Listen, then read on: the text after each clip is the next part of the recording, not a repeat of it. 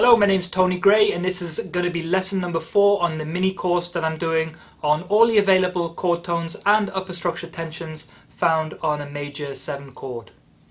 Now for this lesson we're going to be starting the pattern on the 7th degree. So the order of notes are going to be 7 chord tone, tension 9, sharp 11, 13, then the root, 3rd, and we're going to end the pattern on the 5th degree. So that's 7, 9, sharp 11, 13, root, 3, 5. Okay, so what I'm going to do is show you 2 fingering patterns on a 4-string bass. Just a couple of variations. I'm going to show you some really helpful tips on how to kind of maneuver up and down the fingerboard. You know, these position shifts which are really useful to kind of understand and develop an instinctive way of moving around your instrument. I'm then going to move over to the 6-string bass to show you a couple of variations with the wider range, which is going to be good for a 5 or a 6-string bass. The fingering patterns are going to appear on the screen. There's going to be a document and a track for you to download so you can practice this stuff. And again, you know, this is a great awareness exercise. It really develops muscle memory so we can get away from starting on the root when we see the chord. We're starting to hear above the harmony now, just to give us a lot more choices and options. There's also some very important visualization patterns that we're going to talk about as we go through this, which again, you know, playing an instrument like this with a vertical fingerboard, it's really good to kind of have patterns and shapes that we're aware of that we can just jump and play around with too. But most importantly, we're going to be able to hear how these tensions work against the chord and how these chord tones work as well, you know, so it's really good for ear training exercise, also a good technique exercise and an awareness of your fingerboard too. So there are lots of benefits in doing these lessons. Definitely they get overlooked a lot, so I really hope you spend the time with this. We're going to be working through cycle 5, so we're going to be playing this in all keys, and let's get straight on with it. So we're going to start on the 7th fret of the E string for this B. I'll play you the pattern first. So 7th fret for the B, then 10th fret in position, 4th finger, so it's 1st finger for the B, 4th finger for the D. Then in position, I want you to move down to the A string, or up to the A string with your 3rd finger for that F sharp, so it's 1, 4, 3. Then in position again, 1 on the D string, 4 on the D string in position. Then we're going to start to do a position shift here. So let's go from the top, 1, 4, 3, 1, 4. Instead of 3rd finger for that E, I want you to play the 1st finger for that E, which sets you up nicely so you can play the G, the 5th degree, with your 4th finger, and that's in position. And when I say in position, I mean 1 finger per fret. I know a lot of guys do like 5 fret stretches, which is cool, but I'm trying to develop a really economical way or an efficient way of moving around the fingerboard. And if you kind of stick as much as possible to this 4 finger per fret, like 4 fingers over 4 frets, you'll really start to develop a natural way of feeling your instrument and also a natural way of moving up and down in a linear fashion on the fingerboard. It's a lot different to an upright bass where the fingering patterns are a lot different and the stretches are a lot wider. But on a 4-string bass, you know, you can stick to this 1 finger per fret system. So again, 1st finger, 7th fret, so 1, 4, A string 3, D string 1, 4, G string 1, 4. So we've got that nice little position shift at the end there. Okay, the variation on that, we're going to do the position shift a lot sooner. So we start on the 7th fret again of the E string, so it's 1, 4. Now instead of going 3rd finger on the F sharp, we're going to play our 1st finger on the F sharp. So that's the 9th fret of the A string. So it's 1, 4, 1, 4. So you can see we're kind of creeping up the fingerboard here. Okay, so 1, 4, 1, 4, A string, and then you can stay in that position, and 2, 1, 4, 2 on the D string for that C, and then 1, 4 on the G string. So I'm going to point out a couple of visualization tips here. So you might notice that we're actually playing a B minor 7 chord. So we have a B, D, F sharp and A, which just basically spells out a B minor 7. So that's a really kind of useful upper structure. So if you see a C major chord, you don't necessarily have to play a C major arpeggio or a C major 7 chord. You can also play these upper structure chords too, because we're going to get chord tones which identify the chord and spell out the harmony for us, or the colour of the harmony, but also we're kind of getting into these tensions too, which add a very different sound to the chord when you play them. So we have a B minor 7, B, and then we have basically these upper structures here, D, F sharp and A. So it's a really cool kind of chord to play over a C major 7. And then from there we're just playing a C major triad. Okay, now I'm going to move over to the 6th string and show you a couple of variations that have that we can play across 5 strings. So I'm now going to demonstrate 2 variations of the ascending pattern on the 6th string bass, but because I'm only playing across 5 strings, you can apply this to a 5 or a 6 string bass. And it's really good, especially if you play a 5 or a 6, to be aware of all the possibilities, because again, you do not want to be restricted by anything other than your imagination. So it's well worth the extra little bit of work.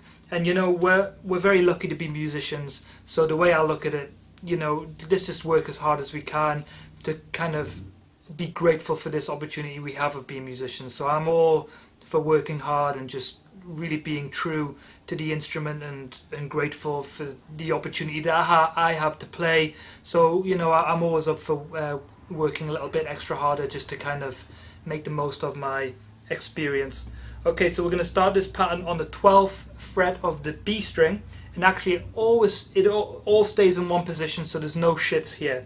So it's going to be 1 4, and then 3 on the E string, then 1 4 on the A string, and then 3 on the D string, and then we're going to end on the 12th fret of the G string. So 1 4 3 1 4 3 1. Again, we have a B minor 7 and then C major triad. The variation of this pattern is we're going to actually start with our 4th finger, and again it's all in one position. So 4th finger, 12th fret of the B string, so it's 4 2 on the E string, 1 4 on the A string for that B minor 7, 4 2 1 4, and then the C major triad, 2 10th fret of the D string, then 1 4 on the G string, 4 2 1 4 2 1 4. So I'm now going to play the ascending pattern on the 4th string bass over a cycle 5 major 7 progression.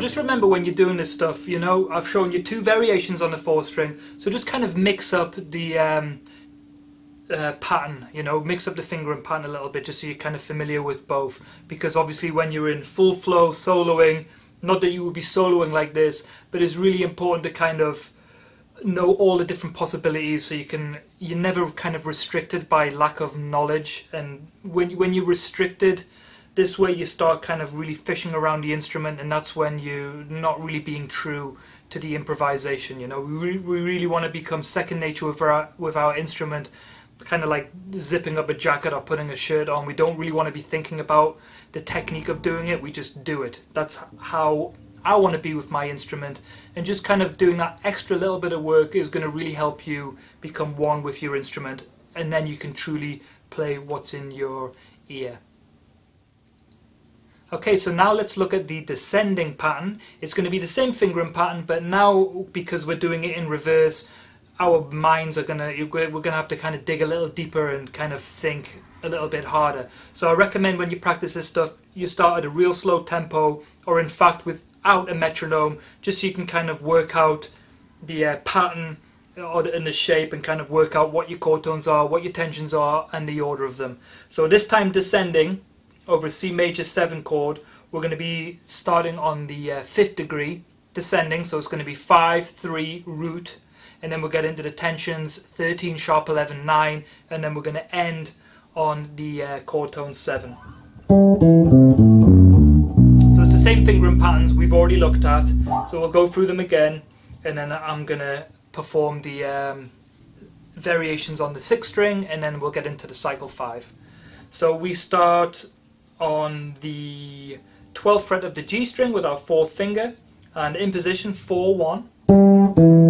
Then we're going to do that position shift, so 4th finger now on that C, on the 10th fret of the D string, and from there 1 in position, and in fact stay in position now, 3 on the A string, and then 4, 1 on the E string. So 4, 1, 4, 1, 3, 4, 1. That's C major triad, and then descending down a B minor 7.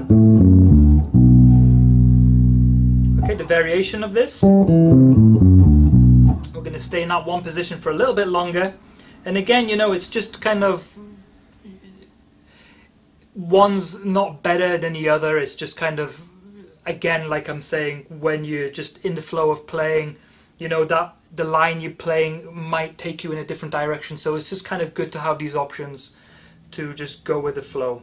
So in position from the 12th fret of the G string, 4, 1, and then stay on that position, 2, D string, 4 on the 12th fret of the A string, then 1. So from the top, 4, 1, 2, 4, 1, and then we'll do the position shift right at the end there.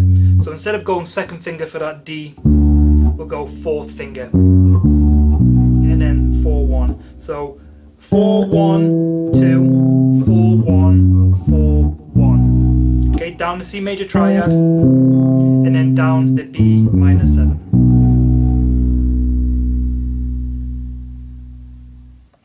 Okay, now let's quickly look at the descending pattern. It's going to be the same fingering pattern, but of course we're kind of thinking differently because we're descending. So let's have a quick look at it. Again, the patterns are going to come up on the screen. It's all in one position. We're going to start on the 12th fret of the G string, 1st finger. We're going to descend down that C major triad. So 1, 3 on the D string, 4 on the A string, 1 on the A string, and then 3 E string, 4, 1 on the B string. So 1, 3, 4, 1, 3, 4, 1. And the variation of that is we're going to start this time, instead of the 1st finger 12th fret, we'll start on the 4th finger 12th fret. And again, it's all in one position, so there's no shifts here. That's one good thing about playing a 5 or a 6 string bass. You know, you've got a lot more range in the vertical position, but still it's important to understand these position shifts, because obviously when you change key you can't just keep playing vertically. Okay, so 4th finger 12th fret in position, 4, 1, 2 on the D string, 10th fret, so that's C major triad, and from here 4, 1 on the A string, and then 2 E string, ending 4th finger on the 12th fret of the B string. 4, 1, 2, 4, 1, 2, 4, 4, 1, 2, 4, 1, 2, 4. Here now is the pattern descending from the 5th degree on the C major 7 chord over a cycle 5 major 7 progression.